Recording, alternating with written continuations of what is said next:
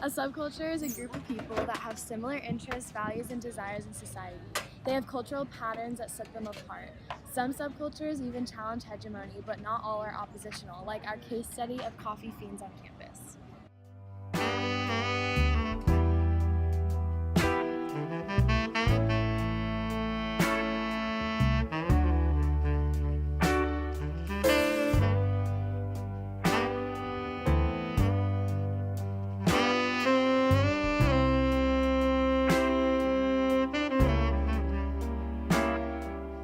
We believe that coffee fiends are a part of a subculture because for those coffee drinkers, it's a part of their everyday life and their routine, unlike the others who would prefer water or tea or maybe nothing at all. Oftentimes, people identify a stereotypical view around those who drink coffee to be the typical white girl, a police officer with his donuts, or a hipster in a coffee shop. But when you look around, you see a wide variety of people with coffee cups.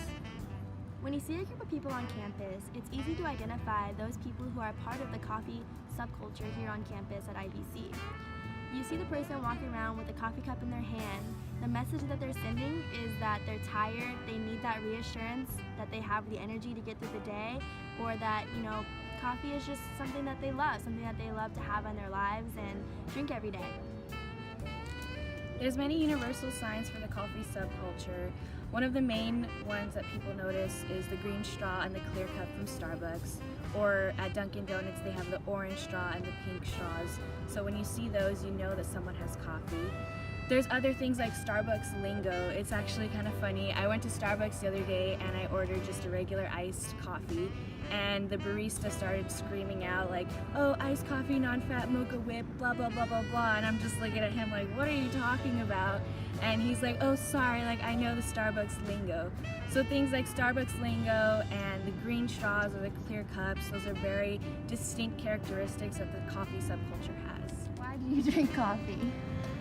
Do you like the taste, or is it more for energy purposes? I like the taste, plus I always sleep late, so I always want something to energize me in the morning, so that's probably why I drink coffee. How did you start drinking coffee or getting into coffee? Oh, my mom.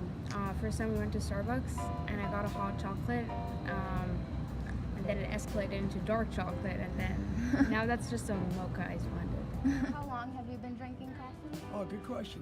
Probably about 10 years. It was something, like you said, it was acquired taste. But because I like flavored coffee, I don't like plain black coffee. I like all the flavor. It's almost like a hot chocolate. Yes, right. How do you feel when you don't get your coffee in the morning? I definitely developed a tolerance. Yeah. And it's part of my daily routine, whether it's winter or summer. How do you feel when you don't get your coffee? I think irritable, because it's part of my routine, so I think it's very habitual, I'm sure, but it's part of my routine. So if I don't have my coffee, it's like, it's so bummer. And then how do you think coffee could be a subculture in our society? It's a gathering place, like coffee houses and stuff, so we meet for coffee. If you have tea and stuff like that, it's all around that, and then people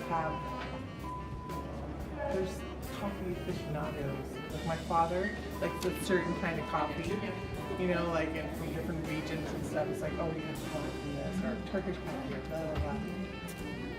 I used to work at a coffee shop, and I know that you create really special bonds and friendships with the people who are in the coffee subculture. When an outsider or someone who didn't typically drink coffee came into the coffee shop, there was definitely a lack of connection and bonds between me and the customer, and it was kind of just like they didn't really feel like they were part of the community. So we try to invite everyone in and be the best friend you can be for them and make them feel very comfortable, and have that coffee being the middle ground. While the coffee subculture doesn't necessarily challenge the dominant culture, many more people are becoming accustomed to drinking coffee in their daily lives. Coffee is providing energy and comfort, and it's beginning to cause a break in our society just because of how big the subculture is becoming.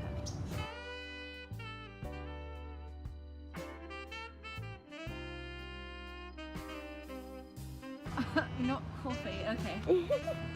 Coffee. Coffee. Coffee. Yeah. Coffee. Okay. I like those. Dang it. Restart. My hair keeps messing me up. To be the typical white girl, a police officer with his dog. When you look around, you see a wide variety of people with coffee cups. Oh my god. The custard. Daily lives. Coffee has. Okay, no, this is just not working for me. What the heck? It's clear who needed the extra boof of Boof. Okay, wait.